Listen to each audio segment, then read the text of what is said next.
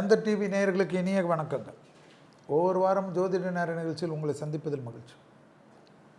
இந்த வாரம் 548வது வாரம், 4/5/2026 முதல் 10/5/2026 வரை, சித்திரை 21 முதல் சித்திரை 27 வரை, மேஷம் முதல் மீனம் வரை உள்ள ராசிக்காரர்களுடைய பலன்களும் அதற்குண்டான வழிபாடு முறைகளையும் பார்க்க போகின்றோம். நிறைய கேள்விகள், நிறைய எப்போவுமே பொதுவாக கேள்வி நிறைய கேட்டு என்னவோ தெரில. இந்த வாரம் செல்வி தேர்தலை பற்றி யார் ஜெயிப்பார்கள் தோப்பார்கள்னு சொன்னாலும் இந்த தேர்தலை பற்றி கொஞ்சம் பேசுங்கன்னு கேட்டிருக்கி. தேர்தல் 23/4/2026 முடிஞ்சிச்சு. தேர்தலுடைய முடிவுகள் 4ஆம் தேதி இந்தியாவில் நடைபெற்ற தேர்தலில் வருவதில் தமிழ்நாடு வருது. சட்டசபை தேர்தல் 4 அணிகள் மொத்தம். சீமான், என்டிஏ என்ற தேசிய ஜனநாயக கூட்டணி எடப்பாடி ஐயா தலைமையில், இன்னொன்று சீமான் ஐயா தலைமையில், திராவிட முன்னேற்றக் கழகத்தினுடைய தலைமையில், ஐயா ஸ்டாலின்ஜி தலைமையில், அடுத்ததாக புது வரவாக தாவேக்கா என்று சொல்லக்கூடிய நடிகர் விஜய் தலைமையில். இது இப்போது தேர்தலில் களம் கண்டிருக்கு. இதில் பார்த்திங்கன்னா எதிர்கட்சிகளாக திராவிட முன்னேற்றக் கழகமும் அனைத்து இந்த அண்ணா திராவிட முன்னேற்றக் கழகமும் எப்பொழுதும் இருந்தது. 10 ஆண்டு 15 ஆண்டுகளாக சீமான் ஐயா அவர்கள் எப்பொழுதும் இருப்பார். அவர் எந்த கூட்டணிக்கும் வராதது ஓட்டுகளை பிரித்து கொண்டு தனிப்பெரும்பான்மை எடுக்குவதற்கு இல்லாமல் இருந்தது. விஜய் சார் அவருடைய வருகை தான் நிறைய பேர் கேள்வி கேட்டிருக்காங்க. இது எப்படி எந்த விதத்தில் பாதிக்கும், யார் ஜெயிப்பார்கள், யார் தோப்பார்கள்? ஜோதிடனா நான் எப்போவுமே நிறைய ஜாலியாக பேசிடுவேன். எல்லாத்தையும் இந்த கட்டுப்பாடெல்லாம் நமக்கு கிடையாது. எல்லா விஷயத்தையும் பேசியிருக்கோம். உலக விஷயம், போர் விஷயம், உலகத் தலைவர்கள் விஷயம், அதெல்லாம் நம்மளை கட்டுப்படுத்தாது. மக்களுக்கு எவ்வளோ கஷ்டங்கள் வரப்போகுது, இந்த யானை கட்டி மலை வரைக்கும் பேசிட்டோம். எதில் சித்திரை மாதத்தில் எல்லா இடத்துலையும் பனி கட்டி மழை வரும். இப்போ பார்த்திங்கன்னா எல்லா ஊர்லேயும் ஒரே மழை தான், ஒரே அழுகை. இந்த அரசியலில் மட்டும் நம்ம ஒரு கட்சியில் இருக்கிறதுனால, அதுலேயும் ஒரு மாநிலத்தில் ஒரு பொறுப்பில் இருக்கிறதுனால, நமக்கு சிலர் வருத்தப்படுவதோடு நம்ம அந்த இயக்கத்தில் இருக்கிறதுனால சில விதிபாடுகள் அது. அப்படி இருந்தால் நம்ம நிறைய அரசியல் பேசுகிறோம் ஜோதிடனாக. ஏன்னா என்கிட்ட நீங்கள் ஜோதிடனாக தானே கேட்குறீங்க. விஜயுடைய ஜாதக அமைப்பு, ஸ்டாலின்ஜி ஐயாவுடைய ஜாதக அமைப்பு, உதய்ஜி, ஏன்னா உதய் சாரும் அதில் இப்போ இருக்கார். ஸ்டாலின் சாருக்கு ஹெல்ப் பண்ணுறார். குடும்பமாக இருந்தாலும் துணை முதல்வராக இருக்கார், பெரிய பொறுப்பில் இருக்கார். அடுத்தது எடப்பாடி ஐயா, அடுத்ததாக சீமான் ஐயா. இந்த உதய் சார் வர சமயத்திலே நம்ம வேந்தரில் பேசலை, நிறைய சேனலில் நீங்கள்லாம் பார்த்துருக்கீங்க. அது நிறைய பேர் அதுவும் எழுதியிருக்கீங்க. கிட்டத்தட்ட 2019 நான் மாதேஷன் ஒரு ஆங்கருடன் பேசுகிறச்ச விஜயுடைய பற்றி பேசியிருக்கோம். அதில் 2020, 2021, 2022 அப்போவே நம்மலாம் பேசுகிறச்சவே விஜய் சார் கண்டிப்பாக 2024 தேர்தலுக்கு வரமாட்டார். 2000 எல்லாம் யூடியூப்பில் எல்லா வீடியோவும் இருக்கும். செல்வி போட்டு ஆக்டர் விஜய்ன்னு போட்டாவே வந்துடும். 2026 தேர்தலுக்கு தான் விஜய் சார் வருவார். அந்த சமயத்தில் பெரும் புரட்சிகளை ஏற்படுத்துவார்னு தான் சொல்லியிருக்கோம். ஆனால் அவருடைய ஜாதகம் எனக்கு 2024 தான் 23 தான் கிடச்சிது. அவங்க குடும்பத்தினரால் கிடச்சிது. அது அப்படி கிடைச்சதுனால தான் ஒரிஜினல் தெரியும். அதில் அது போல் அமைப்பு, குறிப்பாக தேர்தல் நடத்தக்கூடிய நாள் வரைக்கும் கடுமையான அவருக்கு அதிர்ஷ்டமான நாள். அது ராகு புத்தி சுக்கிர திசையில். அது பெரிய வலிமையை காட்டும். அது காட்டிடுச்சு. பெட்டிக்குள் போன ஓட்டுக்கள்லாம் வந்து என்னை பொறுத்த வரைக்கும் மினிமம் 25% மேலாக தான் அவருடைய வாக்குகள் இருக்கும்னு நான் ஒரு நிகழ்ச்சியிலெல்லாம் பேசியிருக்கேன். அது வெற்றி வாக்குகளாக அவருக்கு கொண்டு போகுமான்றது பொட்டி திறக்கிறச்சு தெரியும்னு சொல்லிட்டேன். அப்படி வெற்றி வாக்குகளாக கொண்டு போகலன்னா ஒன்று திராவிட முன்னேற்ற கழகத்துக்கு இந்த வாக்குகளால் பெரும்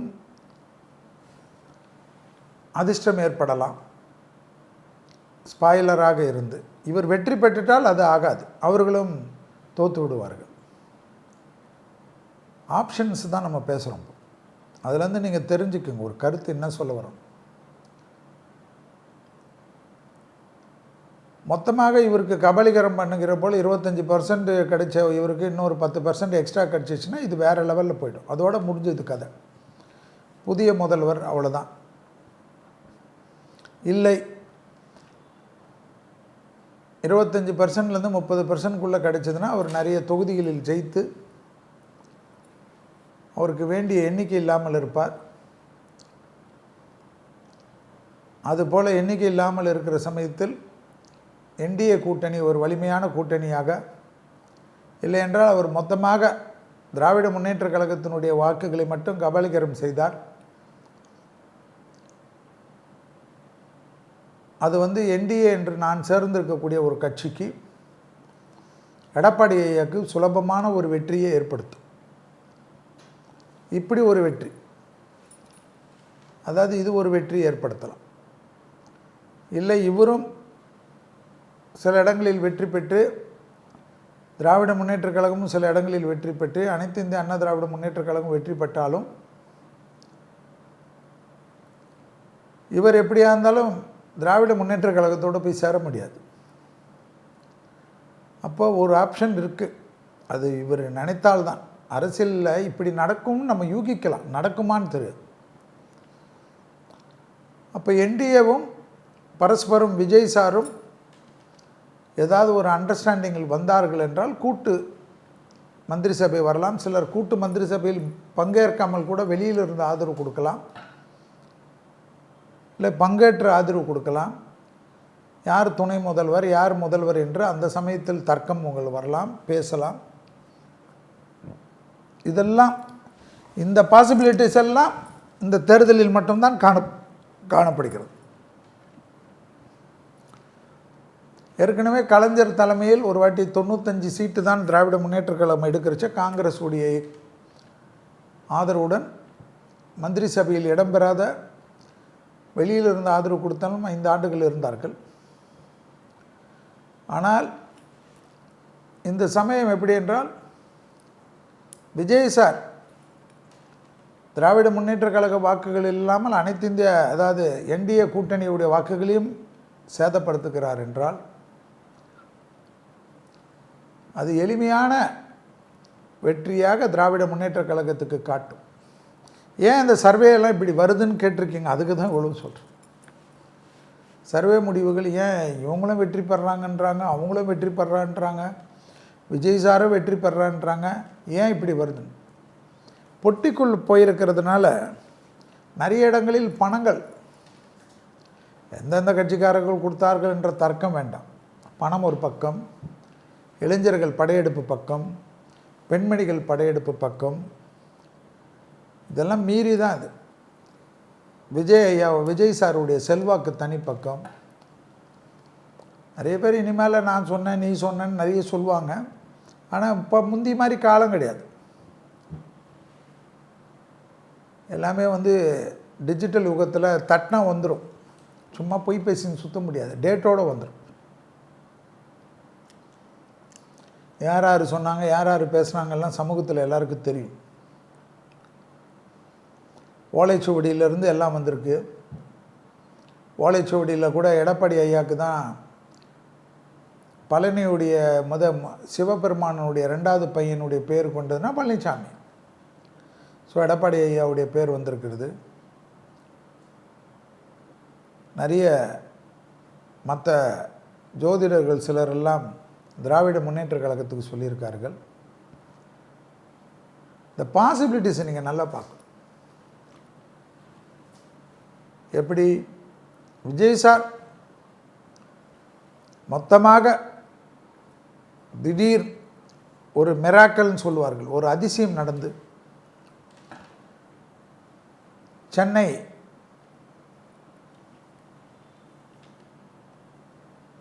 பாரிமுனை கார்னர், அதாவது ஆர்பர் தொகுதி, அதுதான் சென்னைக்கு அந்த நார்த் ஈஸ்ட் கார்னர். அது அந்த கார்னரில் ஆரம்பித்து கன்னியாகுமரி வரைக்கும் ஒரு அலையாக போடுச்சுன்னா பேச்சே கிடையாது, அவர் மட்டும்தான் வந்துடுவார். அப்படி ஒரு எதிர்பார்ப்பு எல்லாருக்கிட்டே இருக்குது. எதிர்பார்ப்புனா அவங்க கட்சிக்காரங்கக்கிட்ட. அதெல்லாம் இருக்கக்கூடாதுன்னு கிடையாது. இன்னொரு எதிர்பார்ப்பு எப்படி, திராவிட முன்னேற்ற கழகத்தினுடைய ஓட்டுகள்லாம் விஜய் சார் பிரிப்பார் என்பதனால் என்டிஏக்கு ஐயா எடப்பாடி பழனிசாமி தலைமையில் இருக்கக்கூடிய என்டிஏக்கு எல்லா இடத்துலையும் வாங்குவதனால் எங்கள் வாக்கு, எங்களுடைய கூட்டணி வாக்கு எல்லாம் ஒன்றும் சேதாரம் இல்லாமல் பாட்டாளி மக்கள் கட்சி, டிடிவி தினகரன் ஐயாது, எடப்பாடி ஐயாது, அனைத்து இந்திய அண்ணா திராவிட முன்னேற்ற கழகம், பாரதிய ஜனதா கட்சி மற்றும் முக்கியமாக இருக்கக்கூடிய ஜான் பாண்டியன் ஐயா, அதே போல் என்டிஏ கூட்டணியில் மிக முக்கியமான கட்சியாக நம்ம பாரிவேந்தர் ஐயாவுடைய கட்சி இருப்பதையும் ஞாபகத்தில் வைத்துக் கொள்ளுங்கள். இப்பொழுது புரிகிறதா நான் ஏன் எதையும் யார் ஜெயிப்பார்கள் யார் தோற்பார்கள் என்ன, எல்லோரும் எனக்கு நண்பர்கள். ஆனாலும் அப்படி இருந்தும் விஜய் சார் கட்சியால் யாருக்கு வெற்றி வாய்ப்புகள் வரும் என்று ஜனவரியிலே ஒரு தொலைக்காட்சியில் சொல்லிவிட்டேன். அதெல்லாம் வெளியில் வரும். எங்கள் ஓட்டு சேதாரம் இல்லாமல்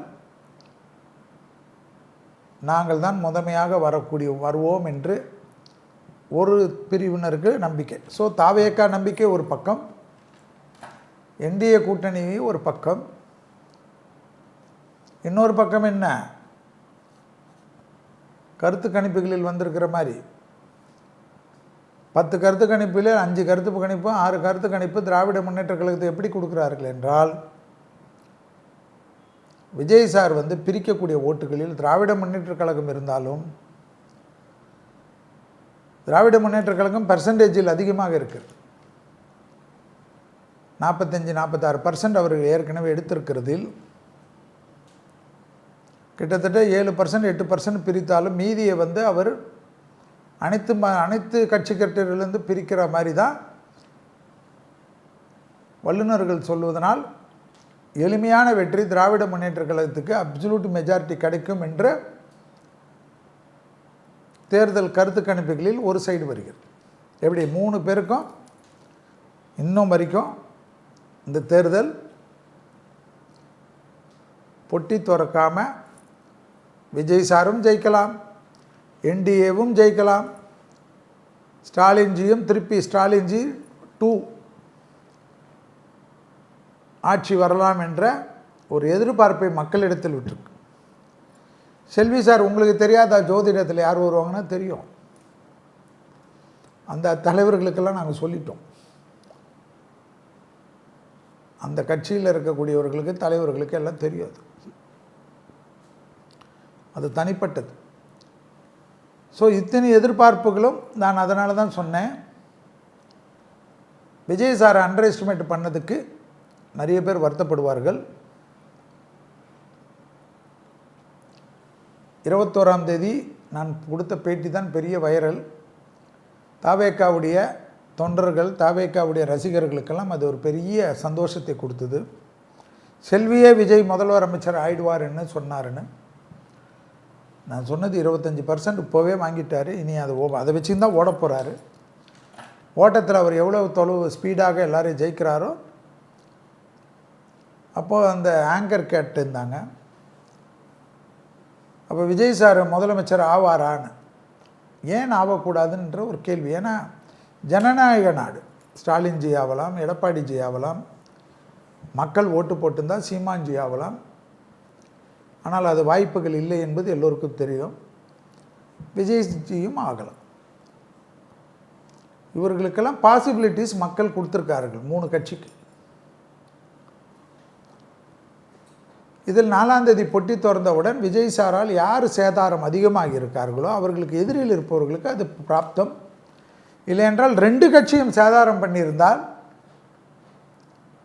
விஜய் சார் தான் முதலமைச்சராக ஆகக்கூடிய அமைப்பு. இவ்வளோதான். இது இந்த நிகழ்ச்சி ஒளிபரப்பக்கூடிய அடுத்த நாள் வரும். நமது சண்டே வரும். மண்டே இது பொட்டியிலேருந்து வெளியில் வந்துடும். மத்தியானம்லாம் தெரிஞ்சிடும். விஜய் சார் சேதாரம் எல்லாம் 2 பக்கமும் பண்ணிட்டார் என்றால் அவருடைய கட்சி மிக வலிமையாக போய்கொண்டிருக்கிறதுன்னு அர்த்தம். ஸோ எல்லா விதமான கணிப்புகளும் தப்பாகிறதுக்கு ஒரு சான்ஸ். நடக்கக்கூடாதுன்றதே கிடையாது. எது வேணுமானாலும் நடக்கலாம். அதில் வர 4ஆம் தேதி ரொம்ப முக்கியம். எல்லாரும் கேட்டிருக்கிறது. காலையில் வரைக்கும் அனுஷம், விருச்சிக ராசி. முக்கியமாக கணிப்புகள் வரக்கூடிய நேரம் கேட்டை, புதனுடைய சார். ஒரு மாதிரி இழுத்து கொண்டு போய் முடிவுகள் வரக்கூடிய 3 மணி வரைக்கும் அது தொந்தரவுகள், 4 மணி வரைக்கும் தொந்தரவுகள் பண்ணும். ஒருத்தர் ஜெயிக்கிறது, ஒருத்தர் இது பண்ணுறது. ஸோ த்ரில்லிங்காக இருக்கும். டிவி முன்னாடி சாப்பாடு கீப்பாடெல்லாம் வாங்கி வச்சுக்கிங்க.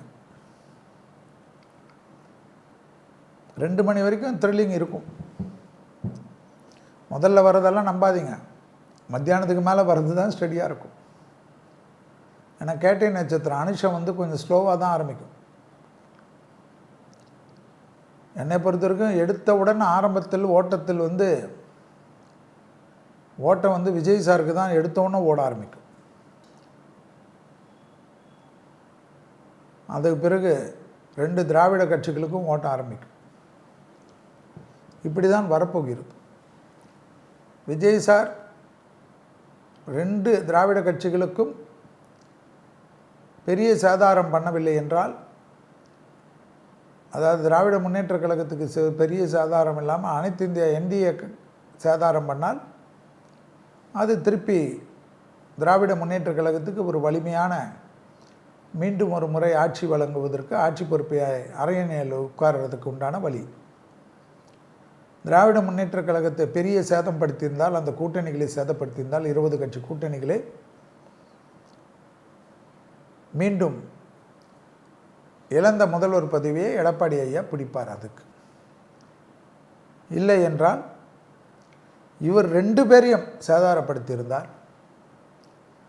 அனைத்து இந்த அண்ணா திராவிட கழகத்தினுடைய தோழமை கட்சிகளையும் சரி, திராவிட முன்னேற்ற கழக தோழமை கட்சிகளையும் 2 பேரையும் சேதாரப்படுத்தி மக்கள் முழுவதுமாக தாவேக்காக்கு போட்டிருந்தால், யாருடைய கூட்டணி இல்லாமல் சரித்திரத்தில் முதல் முறையாக எம்ஜிஆரை போல், ஜெயலலிதா அம்மையாரை போல் விஜய் சார் இந்திய திருநாடு உலகம் உற்று பார்க்கக்கூடிய வகையில் இவருடைய அந்த நாற்காலி கனவு என்றது, முதல்வர் என்பது இவருக்கு கிடைக்கும். இல்லை 3 பேருக்கும் பிரித்து மக்கள் கொடுத்தார்கள் என்றால்,